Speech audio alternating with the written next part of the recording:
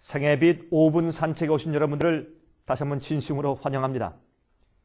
오늘은 많은 사람들의 마음속에 스트레스를 주고 있고 또 병을 일으키고 있으며 또한 많은 경우에 암을 유발시키고 있는 가장 큰 문제에 대해서 좀 말씀을 드리려고 합니다.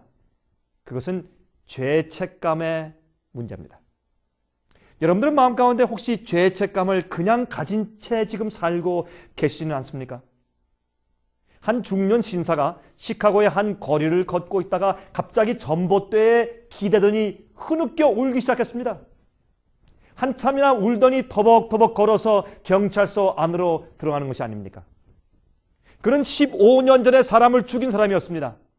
그 살인 사건은 미궁으로 풀리지 않은 채 그만 사람들 뇌리에서 잊혀져 버리고 만 사건이었습니다. 하지만 이 사람은 그 죄책감 때문에 울타리 없는 감옥 속에서 살면서 계속 괴로움 가운데서 그는 갈등하며 지냈어야 했습니다.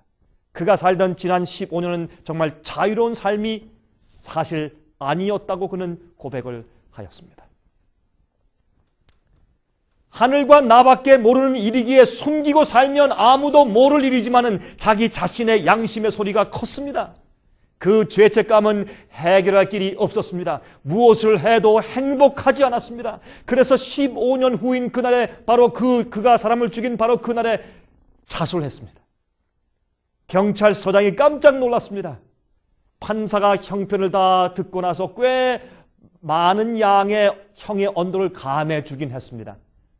그러나 그가 감옥에 있을 동안에 그가 15년 동안 자유했을 때 얻지 못한 놀라운 자유를 느끼면서 그는 기쁨으로 지낼 수가 있었다고 그는 나중에 고백했습니다. 그가 감옥에 있을 동안에 누가 성경을 주었다는 것입니다.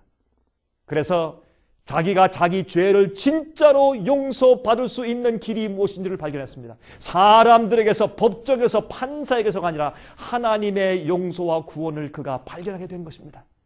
여러분, 성경에는 자기의 죄책감으로 시달리다가 회개한 한 사람에 대해서 기록하고 있죠. 그 사람이 누굽니까? 다른 사람이 아닌 다윗 왕입니다.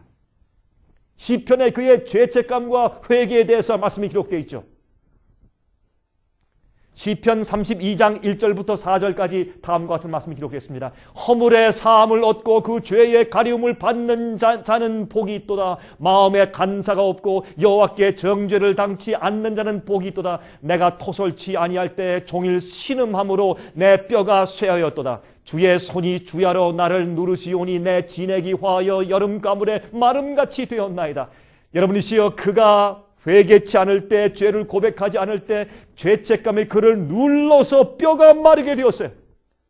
그런 것을 거기에 그가 간직했습니다. 그가 밧세바와 간음하고 그의 남편 우리아를 정말 계획적으로 죽인 다음에 그의 영혼은 평안함이 없었습니다.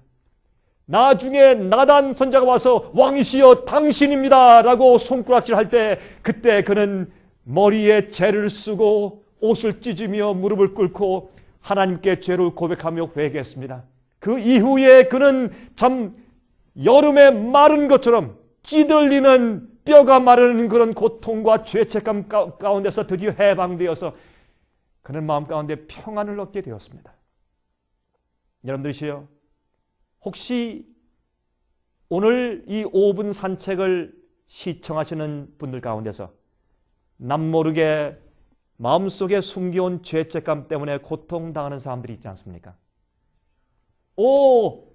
남들은 몰라도 하나님과 내가 알고 있는 죄들 말입니다. 아무리 세상의 재물과 세상의 재미에서 평안을 느껴보려고 해도 아무래도 마음의 행복감을 느낄 수 없는 문제, 죄책감의 문제. 혹시 그러한 죄책감의 문제로 시달리는 분 계시지 않습니까? 지금 예수 그리스도의 십자가 앞으로 나오시기 바랍니다. 제가 다음 시간 다시 뵙겠습니다.